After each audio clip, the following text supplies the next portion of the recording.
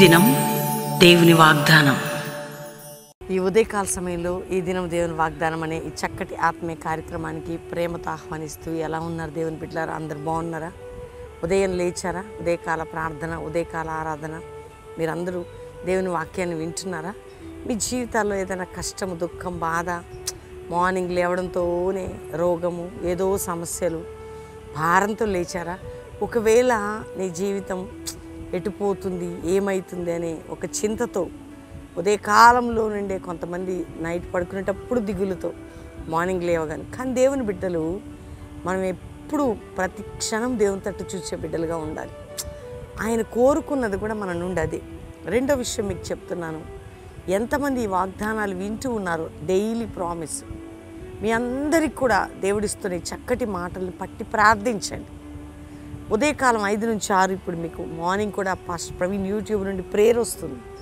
ఆ ప్రేయర్ కూడా అటెండ్ అవ్వండి, చూడండి. వ్యక్తిగత ప్రార్థన, గ్రూప్ ప్రేయర్సు, ఇవన్నీ కూడా మనకు అవసరం కదా. మనం అందరం కలిసి ప్రార్థన చేయడం, వాక్యం వినటం, దాని తర్వాత ఈ దినం దేవుని వాగ్దానం. మీరు కూడా దేవుని బలమైన రెక్కల క్రింద మీరు ఉండాలి. అందుకని దేవుడు మిమ్మల్ని లేవనెత్తబోతాడు. ఇంకా యేసు ప్రభుని రక్షకుడిగా మేము అంగీకరించలేదు అన్నవారు, యేసు రక్షకుడు, నీ కోసం మరణించాడు, తిరిగి లేచాడు. యేసు ప్రభుని నమ్మితే పరలోకం, నిత్య జీవం, పాపక్షమాపణ. ఈ లోకములో కూడా ఆయన నీకు తండ్రిగా, రక్షణకర్తగా, ఆశ్రయదుర్గంగా ఉండి నడిపిస్తాడు. కాబట్టి యేసుని చేర్చుకోండి మీ హృదయంలో. మీరు దేవుని చేత క్షమించబడ్డమే కాక, ఆయన రక్తములో కడగబడ్డమే కాక, మీ పేరు పరలోకములో జీవగ్రంథంలో రాయబడి ఉంటుంది. కాబట్టి అమ్మా, మేము ఇంతకాలం అవుతుంది, ఎన్ని పోరాటాలు, ఎన్ని సమస్యలు అనుకుంటున్నారా? ఈరోజు వాగ్దానం విందాం, దేవుని మాటలు ధ్యానిద్దాం.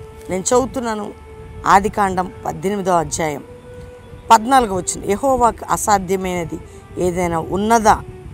మీదిటికి కాలమున్న నిర్ణయ కాలమందు నీ యొద్దకు తిరిగి వచ్చేదను, అప్పుడు శారాకు కుమారుడు కలుగునెను. యెహోవాకి అసాధ్యమైనది ఏదైనా ఉన్నదా? మీరు చెప్పండి, దేవునికి అసాధ్యమైనది ఏదైనా ఉందా? మీకు ఇప్పుడు అసాధ్యం కానివి మనకున్నాయి కదా. అమ్మో, ఈ ఇల్లు కట్టలేను, అమ్మో రక్షణ నాతో కాదు, అమ్మో నా భర్త మారాలి, అమ్మో నా పిల్లలు. అంటే మీ జీవితాల్లో ఇప్పటికీ చాలా పోరాటాలు అనుభవిస్తుండొచ్చు, చాలా సమస్యలు గుండా ప్రయాణం చేస్తుండొచ్చు. దేవునికి అసాధ్యమైనది ఏదైనా ఉందా? లేదు. మరి నీ జీవితంలో నీకు అసాధ్యమైనవి నీకున్నాయి, నాకున్నాయి, కానీ దేవునికి లేదట. మనం గుర్తుపెట్టుకోవాలా. అమ్మో ఇదా, అమ్మో నాతో కాదు, అయ్యో అదే నాతో కాదు, మనతో కాదు.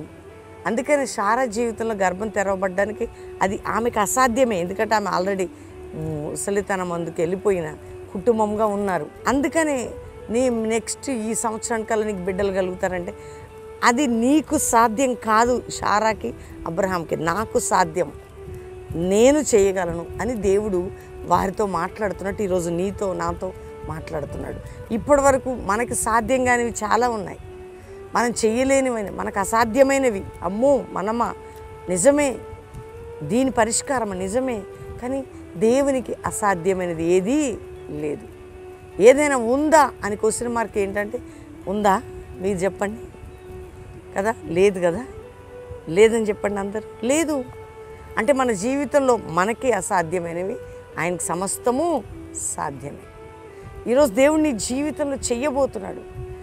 నువ్వు చెయ్యలేనిది, నీతో చేతకానిది నేను చేస్తా. నువ్వెక్కడ ఓడిపోయింది, నీతో పడిపోయింది నేను చేయబోతున్నా. కాబట్టి ధైర్యం తెచ్చుకోండి. ఏ ఉదయకాలం దేవుడు వాగ్దానం చేస్తున్నాడు మనందరితో. నువ్వు చెయ్యలేనిది, నీతో ఖాళీ అయిపోయింది, నేను చేస్తా. ఎంత చక్కటి వాగ్దానం అండి. అందుకనే నీ జీవితంలో అసాధ్యమైన కార్యములు చేయబోతున్నాను. అందుకే ధైర్యం తెచ్చుకొని వాగ్దానాన్ని పట్టుకొని వారి పట్ల చేసావు. అబ్రహాం, శారా పట్ల, మా పట్ల చేయి తండ్రి అని ప్రార్థన చేయి. ఒకవేళ బిడ్డల సంవత్సరాలు అవుతుందా, నీ పట్ల దేవుడు చేస్తాడు, మనందరి పట్ల దేవుడు చేస్తాడు. కాబట్టి ధైర్యంగా ఉండండి, దేవుని కృతజ్ఞత చెల్లించండి. అందరం కలిసి దేవుని థ్యాంక్స్ చెప్పి ప్రార్థన చేసుకోండి. తండ్రి, ఉదయకాలం ఎంతమంది వాగ్దానం రిసీవ్ చేసుకొని రక్షణ లేని వారు రక్షణ పొందుటకు, మారు మనసు పొందుటకు, పాపక్షమాపణ పొందుటకు, రోగ వ్యాధితో ఉన్నవారు నీ యేసు పొందిన గాయములే మా స్వస్థత కారణమనే మాట నెరవేర్చబడాలి. అప్పుల్లో ఉన్నవారు, వారికి అసాధ్యం ప్రభు, నీకు సమస్తము సాధ్యం. అప్పులు తీర్చబడి, ఉద్యోగం లేని వారికి మంచి జాబ్స్, సెటిల్ కాని వారికి, వివాహం కాని బిడ్డలకి మంచి సెటిల్మెంట్ మీరు దయచేయండి అయ్యా. ఎక్కడ ఎవరు పడిపోయినా లేవనెత్తండి అయ్యా. అమ్మో ఈ సమస్య మాతో కాదు అన్న వారికి నీ సాధ్యకరమైన కార్యములు జరిగించండి.